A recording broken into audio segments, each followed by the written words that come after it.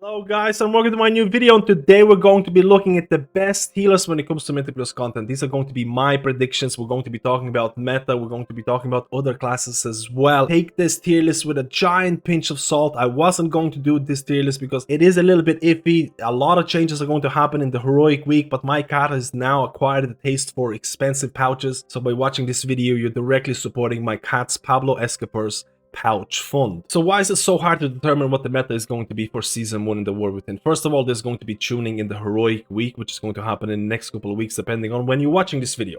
There is a very likelihood that this tier list is going to change. Second of all, I'm not even sure what Blizzard is trying to do with Mythic Plus dungeons. So first of all, in Dragonflight, if you look in Mythic Plus, survivability was very important. There was a lot of one-shot mechanics. A lot of the times you are going to time the key as long as you can survive it. The timers were relatively decent, and this is why Augmentation Evoker was very popular, because of the added survivability, and it buffed the whole party. In the War Within, there's been some crazy changes, especially so late in the beta development phase, because a lot of people tested dungeons and then Blizzard reduced the damage in Mythic Plus, but they also acknowledge the fact that the plus 12 affix was not really working properly. But given the fact that Blizzard has reduced the timers for a lot of dungeons out there, I definitely felt at times that we're not going to be able to time this key because our damage is not optimized. So I'm not sure what the Mythic Plus dungeon meta is going to be in Season 1, whether it's going to be all about survivability or whether it's going to be about optimizing damage, or maybe something in between, which will shape the meta for classes and specs. And on top of that, Blizzard has nerfed Chaos Brand and Arcane Intellect to reduce the need for range kind of meta in Mythic Plus content, and seeing that there are quite a few melee DPS specs that are pumping, we'll have to see what the meta is going to be leaning towards. And if you enjoy this type of video, please like and subscribe. It really helps out the channel, and let's go to the ranking. So I'm going to do this a little bit different. I'm going to talk about, first of all, the healers that are outliers, the healers that are doing really well right now, and that is going to be no surprise for a lot of people, but Restoration Shaman and Preservation Evoker are absolutely pumping in terms of throughput right now. And that is the #1 thing to make a healer meta. A lot of the times we'll talk about the utility that the healer provides, the raid buffs and all those things, but first and foremost, that healer, that spec, needs to have good numbers. And Restoration Shaman, for example, right now is pumping HPS. Resto Shaman damage is okay. I guess it depends on which hero talent build you're trying to run, on how much optimization you're doing, or how much time you can spend DPSing. For example, if you run Farseer and you're running the Ancestors, you can optimize those Ancestor windows in order to provide more damage. Resto Shaman in terms of healing is very good right now, and on top of that, it provides a lot of utility. We talked about interrupts, the importance of interrupts. We talked about the fact that the dispel profile in terms of dispelling curses is very nice. Try and do dungeons like Grim Battle without decurse and you'll know exactly what I mean. On top of that, you have Poison Cleansing Totem, which is borderline overpowered in a lot of these Nerubian dungeons where there's a lot of poisons happening. On top of that, as Resto Shaman, you have ways of increasing players' HP with Ancestral Vigor. If you pick up that talent point, you also have Downpour. People are stacked around, and again, increasing players' HP, especially when there's going to be a lot of damage happening and you might need to survive certain mechanics, is very nice. And if that wasn't enough, as a Shaman, you also provide a raid buff in terms of Sky Fury, which gives a little bit of mastery to people, and also Wind Fury, which again, we'll have to see what the meta is going to look like. Maybe there's going to be certain melee DPS included in that best 5-man comp. Only time will tell. And now in terms of Preservation Evoker, I did place Preservation Evoker here, but I genuinely believe if you look at the throughput in terms of damage and healing, Preservation Evoker is probably ahead, but that's only when looking at pure numbers and nothing else. For example, Preservation Evoker can do a lot of healing, it can do a lot of damage, arguably one of the best DPS healers if played correctly, and the way that Preservation Evoker deals damage, it's not overcomplicated.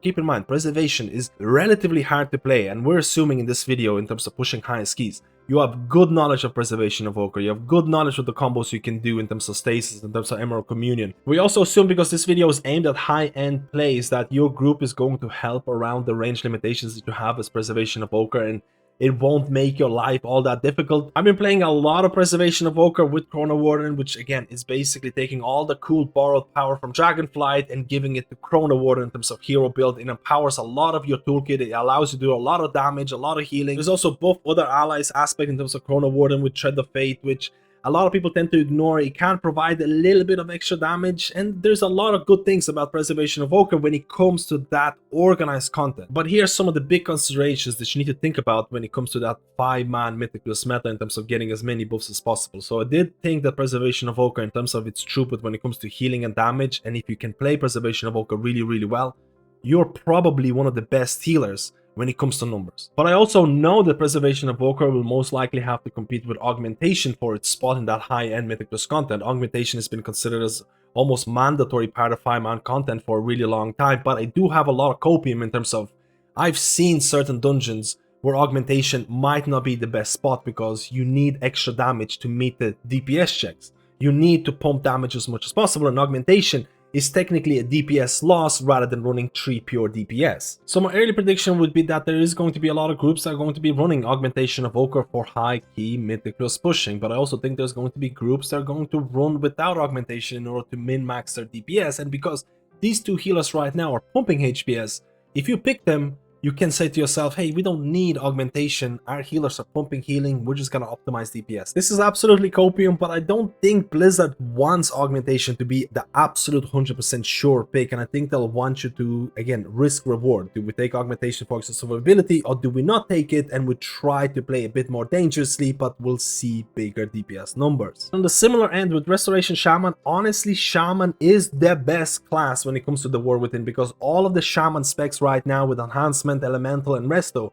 are looking to be really, really good, which means that every, at least based on my experience, every third class that I've seen in my The War Within leveling process has been a Shaman. It is extremely overplayed at this given moment. So even though Resto Shaman is doing really well, you still have to consider that other Shaman specs, maybe Elemental is going to be meta, maybe Enhancement is going to climb, and you don't really want to overlap utilities. But it's important to note that Resto Shaman provides things that other Shaman specs cannot do, specifically things like HP increases from Ancestral Vigor and Downpour. Let's talk about the next healer here, and that's going to be Holy Paladin. Now, Holy Paladin is going to be placed... I kind of really thought about this, but I think I'm going to be placing it in A tier. I think the nerfs have really caught up to Holy Paladin, and again, I have to talk about what happened to Holy Paladin. First of all, after the rework in the War Within beta, the rework has been fantastic in my opinion, and it kind of gave back that spot healing niche to Holy Paladins, which is great. But every single week since then, it has received a sort of nerf, because initially after the rework, Holy Paladin was absolutely busted. It was an S tier healer, arguably the best healer out there. And then every single week, Blizzard kind of toned them down a little bit to a point where, based on my recent testing, Holy Paladin is probably fitting at that high A tier or low S tier in terms of my ranking. There were a couple of changes, like the removal of Holy Infusion, which I honestly don't think is the end of the world. I played a lot of Holy Paladin with Herald of the Sun, and I honestly really like that hero talent and how it feels to play. I also think Lightsmith has its niches in terms of providing added survivability to your group, whether it's going to be your tank, yourself, with things like Holy Bulwark, because the Absorb Shield is definitely meaningful. But there's so many talent nodes with Lightsmith that just feel kinda iffy, and I feel like they should have changed a lot of talent nodes for Lightsmith to feel a bit more impactful. I actually think Holy Paladin is in a decent spot right now. You still have a decent amount of utility. You have a battle res, you have again Devo Aura, which can be enhanced with Aura Mastery, you have immunity, you have Blessing of Protection or Bop or Freedoms. There's a decent amount of things you can bring to the party. The numbers are pretty good. I don't think they're top tier right now, but if something happens to the top healers out there in terms of Preservation, Evoker, and Resto Shaman, if there's going to be changes in the Heroic Week, Holy Paladin might be untouched. I think Holy Paladin is going to be ready to take those spots. Especially considering that other specs for Paladin in terms of Retribution or Protection are not doing insanely well. Holy Paladin could see some play depending on tuning. And now let's talk about Mistweaver Monk. And honestly, Monk, based on my testing, I'm going to be placing it in A tier, not exactly S, but it's not a slouch either. In terms of my testing, I've been playing Conduit of the Celestial a lot, and I really like Conduit. Playing that melee healing through damage build, which is looking to be like the way to go in Mythic Plus. I really enjoy that playstyle because it just feels really natural. In terms of numbers for Mistweaver Monk, I had a good time when testing Mistweaver Monk in Mythic Plus content. I think the healing is good. I think the DPS is okay depending on how you want to optimize it. I didn't have many mana issues as Mistweaver Monk. As long as you have Mana Tea, I think it was all good. Again, we'll have to see when I'm pushing higher keys. But in terms of overall, I think Mistweaver Monk is in a very decent position. In the War Within, you no longer have things like General Spore, which gave a little bit extra added survivability to your group depending on where they're stacking. Also, as a Mistweaver Monk or Monk in general, you also have Mystic Touch, which is a raid buff that honestly is a bit of a bait, because a lot of people tend to think that, oh hey, 5% physical damage, that's going to be great, I'm going to build a melee comp around it. There's a lot of melee DPS who still, or a huge portion of the overall damage is coming from magic. So Mystic Touch is very difficult to calculate in terms of its true potential, and if you really want to optimize it, you really have to build a comp. And we'll have to see how that's going to work out in the future. And now let's move on to our next seal, and that's going to be Restoration Druid. And this is going to be very interesting because Resto Druid went through a roller coaster of emotions throughout beta, and in my ranking it's going to be placed low A tier, high B tier type of scenarios, and let's talk about it. So first of all, as Resto Druid throughout beta, for majority of your time in beta testing, you were somewhat undertuned, and then Blizzard added a lot of big buffs, specifically to some of your hero talents, and then Blizzard nerfed the Resto Druid again. So Resto Druid went from being quite average to being very good to being, again, somewhere in that A, somewhere in that B tier based on my testing. For this video, we're assuming you're a very good Resto Druid in an organized content and trying to optimize your damage, let's say with things like Wildstalker, and you're trying to, again, prioritize targets with Bloodseeker Wines, you're trying to optimize your time in kitty weaving, and that can require a lot of skill and practice. And with some of the nerfs that happen to Resto Druid, you kind of do have to try a lot harder to get some of the healing numbers or good healing numbers compared to some of the other healers who might have to try less. For example, your HOTS might not be enough to heal up the party, you'll have to get out, you'll have to use your regrowths more often. There has been more power kind of shifted to regrowth. There's been a lot of mixed feedback around that kind of gameplay. But I do like some of the recent changes. For example, with Wildstalker, Implant has been changed to work with Swiftmend, which helps you with that orangey elements of Symbiotic Blooms, because that's probably the most annoying aspect of this hero talent tree. Symbiotic Blooms are so powerful, but they're so random at the same time. So if you look at my Resto Druid ranking here, I definitely feel that the healing, again, the nerfs have been felt. I think you do have to try quite hard in order to optimize your healing and damage, especially depending on which hero build you're running. For example, optimizing your DPS with Wildstalker, with Kitty Weaving, there is a lot of skill expression here, and a lot of other healers can do good damage for the fraction of effort. And at the end of the day, as a druid, you have Mark of the Wild, and looking at the fact that things like Chaos Brand and Arcane Intellect have been nerfed, Mark of the Wild is climbing in the ranks of being that almost mandatory buff that you want to have in those Mythic Plus push keys. But that does not mean Resto Druid is going to be a guaranteed Mythic Plus meta pick, because there are other Druid specs that are also doing well. For example, Guardian Druid is looking to be like a very solid Mythic Plus tank. But the reason why I included Resto Druid in A tier, it's not because of its healing, because it could improve. I think Resto Druid does a decent amount of damage, but I think Mark of the Wild, as long as Druid can do decent numbers and Mark of the Wild exists, I think there's going to be a possibility of Druid being included in those high-end Mythic Plus keys. And now let's go to Holy Priest, and I genuinely think Holy Priest is going under the radar by a lot of people because it did receive buffs very close to the end of the beta cycle, and I had a decent time as a Holy Priest, and I genuinely want to place Holy Priest somewhere close to the, again, lower end of A tier or high end of B tier, and I can't really decide here right now. You can let me know how you feel about this. I think I'm going to go on the safe side and just place it in a high end B tier, but very, very, very close to A. Like I already mentioned, Holy Priest received some of the buffs in beta cycle. There's been also buffs made to Oracle. Again, Oracle is shared between Discipline and Holy Priest, but I think playing Holy Priest is really not that bad, and I think he still can do good numbers in terms of healing. And I think a lot of people underappreciate the damage that Holy Priest can do. You can sacrifice your output or healing output in order to add additional damage in terms of using Apotheosis to create more events for Chastise and Holy Fire. And for example, with Oracle, you can use Premonition of Insight to fire off more Holy Fires. And depending on situation, you can do very good damage with Holy Priest, but you're definitely sacrificing your healing output to do so. So everything is definitely not lost. I had a decent time with Holy Priest, especially at the end of that Mythic Plus cycle, because that's when Blizzard decided to do some of the buffs to Priest, which in my eyes was a little bit late. But one of the reasons I placed Holy Priest in B tier is because if you look at some of the other specs that Priest have in the Shadow Priest, it's doing pretty well. Maybe not the same hype levels that it had in Dragonflight, but a lot of times you don't want to overlap utility. And Priests do provide Fortitude, they do provide PI, and we'll have to see if the War Within Season 1 is going to be more about optimizing damage, and if it is, PI is going to be a solid piece of utility. But overall, I think there's a lot of other healers that you can pick from, on top of the fact that you do have to compete with Shadow Priest and you don't want to have the same utility. We talked about this, and this is why I placed Holy Priest a little bit lower from that A tier to B, but honestly, I think it's a climber. And now let's go to our last seal, and that's going to be Discipline Priest. Now, for majority of beta testing, Discipline Priest was undertuned, it was broken, it was a lot of things were not working.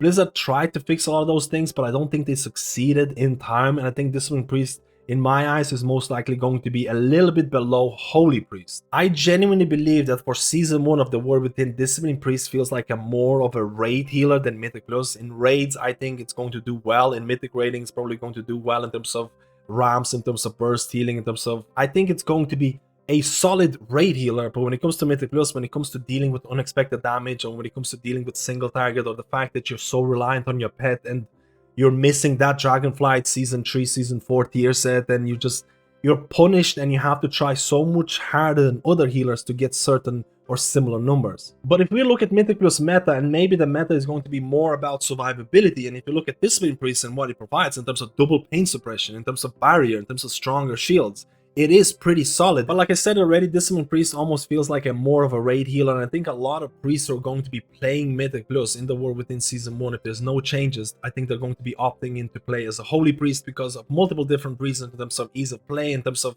the healing profiles that he can provide. So in terms of the summary of my video here, take this with a giant pinch of salt, because this is not set in stone. This is going to change in the first heroic week, because when the heroic week or at the end of it, Blizzard is going to do tuning, or most likely or historically based.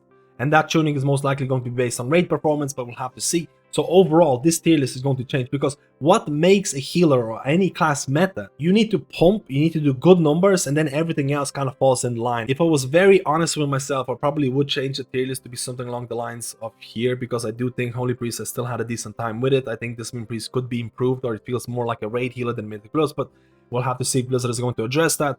I think I had a lot of good time with all of these healers, but without a doubt, Resto Shaman, Preservation, Evoker, when it comes to that output, it's just a little bit ahead of everyone else, especially given the fact that Resto Shaman also provides a very decent raid buff, and it provides HP increases, Bloodlust, all those things. It feels like Resto Shaman has a lot going for it. The big issue with Resto Shaman, or Shaman in general, Shaman is the best class in the War Within, with most of the Shaman specs doing really well, and there's an overpopulation happening right now. Everyone, including your grandmother, is playing a Shaman. Does that mean that Blizzard is going to look at some of the performance in the heroic week and maybe nerf Resto Shaman? I think you could easily have nerfs happening to Resto Shaman, possibly Preservation Evoker. Now, do I want nerfs to happen? No. I'd rather other healers would get buffs, but Blizzard doesn't really operate in that way. So, for all you know, after the first heroic week, you could probably see something like this, where most healers are going to be viable, or you could include a lot of the healers in high-end Mythic Plus keys, which is something what I think Blizzard is trying to do. But right now, Restoration Shaman and Preservation Evoker are doing really well in terms of throughput. I think in high-end gameplay, Preservation Evoker in terms of damage and healing is probably #1. You're running in that organized content, people are playing around or helping you with range limitations, you're pumping your damage, you're pumping your heals, you know how to use your combos and all of that. Preservation is insane. But that's not taking anything else into account. If you take raid buffs and look at them in terms of what Shaman and Evoker provides, Shaman raid buff is going to be a lot more sought after than something that Evoker provides. Is Preservation going to have to compete with Augmentation? We'll have to see. Let me take a big hit of copium for this. One of the reasons I played Preservation Evoker so high, because I genuinely believe Blizzard doesn't want Augmentation Evoker to be 100% pure pick in high-end Mythic Plus keys, and I think they'll continue to tune Augmentation Evoker in such a way that groups will have to decide high risk reward type of gameplay. Do we play safe and have augmentation, but we lose in terms of overall damage, or do we play a bit more adventurous without Augmentation Evoker and push that DPS? Is Resto Shaman going to have to compete with Elemental or Enhancement? There's a lot of if statements here. Is the meta going to be around ranged or melee? Because Blizzard has made nerfs. We talked about this. They made nerfs to Chaos Brand, they made nerfs to Arcane Intellect, which means they want to push melee meta a bit more. And there are melee DPS who are doing really well. For example, Asa Rogues, for example. Again, we talked about DKs, Frost DKs, and things like that. If melee becomes more of a thing in high-end Mythic Plus, there are multiple healers that can benefit from this. For example, Mistweaver Monk, or Monk in general with Mystic Touch. Again, Mystic Touch, there's a lot of melee characters and melee DPS that still do magic damage or benefit from magic damage, so Mystic Touch is a little bit hard to calculate in terms of true potential. Preservation Evoker in melee comp is easier to heal, less coordination needed in terms of getting hit by that Dream Breath. And also you have to look at Resto Shaman, because Resto Shaman or Shaman raid buff gives Wind Fury. We talked about Resto Druids and Druids in general. As long as Mark of the Wild exists and at least one of the specs of Druid is doing well in numbers, I think you could see a Druid in that high-end Mythic Plus comp. Again, Guardian Druid right now is doing well in terms of tanks. We'll have to see if that's going to mean that Resto Druid is not going to be invited. But as long as Mark of the Wild exists, Resto Druid is still in the contention, right? We talked about Priests or Holy Priest specifically, and I did decide to place it in that high B tier or low A tier just to be safe right now, because I do think there's a lot of healers out there that might be a bit more of an obvious pick right now. But if you enjoy Priest, you should play Priest. I think Discipline Priest, we talked about it again. I think it's more suited towards raiding than it is in Mythic Plus at this given moment, which has existed for other healers in the past. And also Holy Paladin, I think it just missed out on that S tier because of the continuous nerfs that were happening to Holy Paladin since the rework in the War Within beta, but overall I think it is definitely an improvement in terms of Holy Paladin in the War Within over the Holy Paladin in Dragonflight. If you didn't like Holy Paladin Dragonflight, you'll probably like it in the War Within, which is honestly a good thing for a rework to encourage. And there has to be something said about the fact that you don't really want to be considered OP healer coming into the first heroic week, because Blizzard is definitely going to be doing tuning. And let's say, for example, these two healers get nerfed or they get changed and things like that, the meta will definitely shift. Guys, let me know how I feel about this video. I know this is very prediction based. There's going to be changes happening. Heroic week, there's going to be tuning happening. This list will change. At the end of the day, playing the healer that you enjoy the most and really optimizing the heck out of it and pushing your own keys can lead to success. So guys, let me know how you feel about this video. Let me know which healer you're maining for the War Within. What do you think is going to be the meta when it comes to ranged or melee? Maybe there's going to be an in-between. Do you think augmentation is going to be mandatory? Do you think Mythic Plus dungeons are going to be revolving more about survivability or pushing DPS? There's so many variables that are out there that makes determining what the meta is going to be extremely difficult. This is why you need to be very cautious if you're chasing the meta, or a lot of the times playing the healer that you enjoy the most is going to be the best value for your subscription. Guys, let me know if you like this video, like and subscribe, and I'll see you in my next video.